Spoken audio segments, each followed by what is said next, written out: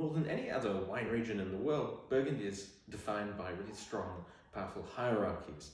And there are big winners of that system. The Grand Cru that are always given the benefit of the doubt, or will make excuses for the wines when they don't show well. People don't expect them to show well straight away when they've just been bottled. And there are big losers. Some of the biggest victims of the hierarchical system that defines Burgundy producers in the Côte Chalonnaise. The Côte Chalonnaise, people expect the wines to deliver straight away. If they're tight when they're young, no one makes any excuses for them. And I'm working on a report on wines from the Côte Chalonnaise at the moment, so I was reflecting on this, and this used to be a very prosperous region in the 19th century. There's grand municipal architecture down there, big houses, but the phylloxera crisis that ravaged the vineyards of France in the 1870s really hit it hard and didn't have the reputation of places like Gevrey-Chambertin, Vosne-Romanée to bounce back afterwards.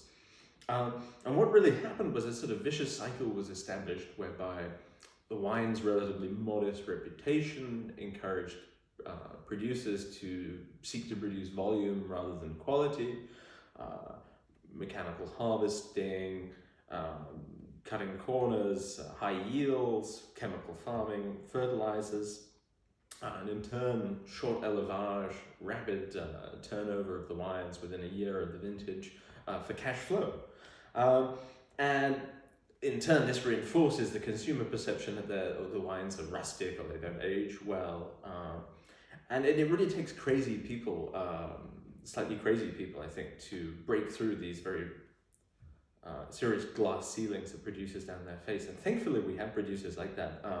So I'm tasting two of my favorite producers in the Chalonnaise today.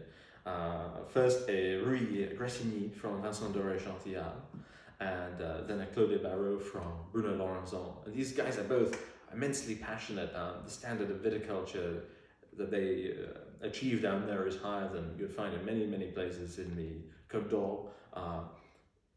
Canopies trained higher, Mazal selections, the soils of work, they're both certified organic, always in the vineyards. Then very gifted winemakers too, very serious. Laurençon, incredibly precise, detail-oriented. The wines never show any overt oak, or there's just a pristine harmony about them, which in fact seems effortless, but comes through immense dedication and work all year round. Doré-Chantillard's a bit more structured, a bit more of a patina from the sort of nutmeggy barrels he gets from Chassin. I mean, magical wines. This is one of my favorite wines that he ever made. And really, the terroirs are pretty complex. We could get into it on another occasion, but this is a east-northeast facing site, very old vines. I mean, produces really incisive wines that can age. Getting back to the point I made at the beginning, people expect wines from the Côte Chalonnaise to just deliver straight away, and when they're made seriously, these wines have 20, 25 years aging potential easily, and I've had wines that old from both of these producers that were in fantastic form, which is why I thought about entitling this video something to do with value, but it really does a disservice to these wines to talk about them in terms of value. They do represent great value compared to what you can get from the Côte de Beaune for the similar price.